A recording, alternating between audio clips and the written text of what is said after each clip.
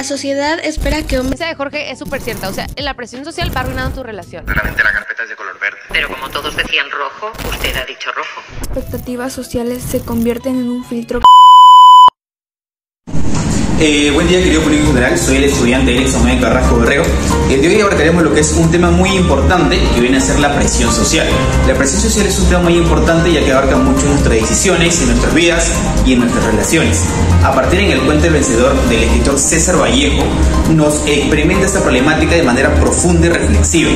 Vallejo, nacido en 1892 en Santiago de Chuco, exactamente es uno de los escritores más destacados en la literatura, ya que vemos cómo Vallejo presenció la presión social ante este cuento vencedor y a su vez acerca de este reportaje viene a ser titulado como La presión social, desafíos para el desarrollo personal y social.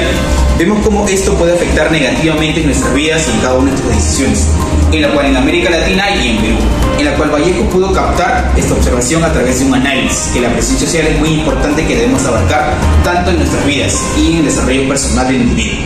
La vida de César Vallejo en Santiago de Chuco fue clave en su formación social y literaria. Desde joven César Vallejo fue testigo de la explotación hacia los campesinos y el maltrato a los indígenas de su pueblo, lo que marcó su sensibilidad frente a las desigualdades sociales. Además, como estudiante de origen humilde, enfrentó las barreras de una sociedad conservadora y profundamente desigual, experiencias que agudizaron su sentido de justicia.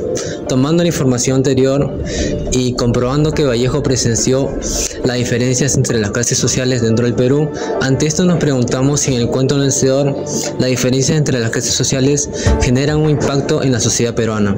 En el cuento El Vencedor, la presión social genera impactos negativos que repercuten en el desarrollo personal y social del individuo, especialmente en los niños. El presente ensayo tiene como objetivo concientizar las repercusiones negativas que genera la presión social, derivada de las desigualdades sociales que prevalecen hasta el día de hoy en la sociedad moderna. En el reportaje de hoy contamos con la valiosa participación de la psicóloga Erika Estrada, con 15 años de experiencia en el campo de psicología conductual. Su trabajo principal ha sido el enfoque en niños y adolescentes, tratando temas que se ven en su vida, asimismo también como los factores que alteran todo ello.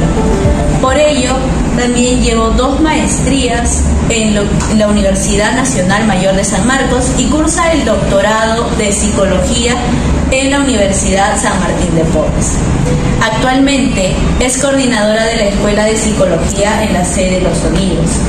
Y todo ello la hacen la voz autorizada, la voz más pertinente para poder tratar temas de interés social, como lo vendría a ser, en este caso, para el reportaje, la presión.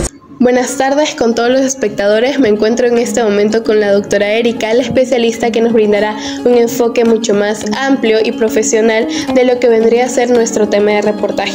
Dándole un breve contexto, hemos realizado un análisis sobre la presión social y sus efectos en el desarrollo personal a partir del cuento El Vencedor. Hemos encontrado que en el cuento se aborda bastante cómo la presión colectiva genera un impacto significativo en el desarrollo del individuo y en la sociedad peruana. Iniciando con la secuencia de preguntas, especialmente con la pregunta controversial: ¿de qué manera las desigualdades sociales como las vistas en El Vencedor de Vallejo, junto con la presión social, genera un impacto en el desarrollo emocional y psicológico de los niños en la sociedad peruana, especialmente en la percepción de igualdad y de oportunidades? Buenas tardes.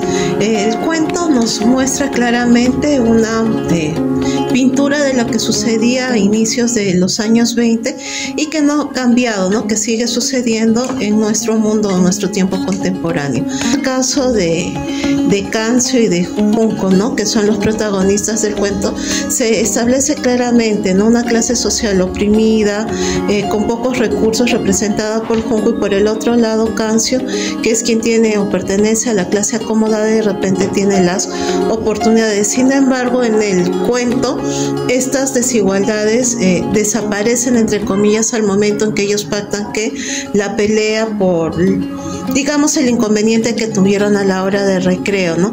Sin embargo, estando ya en la pelea, se vuelven a dar que las desigualdades y cómo los grupos de niños apoyan de acuerdo que a su misma percepción, ¿no? Su propia identificación con el otro, finalmente siendo Cancio el niño que sale perdedor y Junco el niño que sale vencedor, pero al ser él el niño menos privilegiado, termina solo y llorando, ¿no? Nos lleva a que la presión social siempre va a llevar a que de repente las personas puedan cometer actos o conductas que no desean y que pueden perjudicar a otros y finalmente a uno mismo. Va a afectar en el desarrollo porque alguien que se siente discriminado, marginado, obligado a hacer algo, va a tener una baja autoestima, por tanto no una clara identificación de su yo personal, de su estructura interna, va a tener inadecuados establecimientos de relaciones interpersonales, va a ceder con facilidad a la presión de grupo porque no va a ser asertivo, ¿no? ¿Cómo influye la presión social en las decisiones y comportamientos de las personas?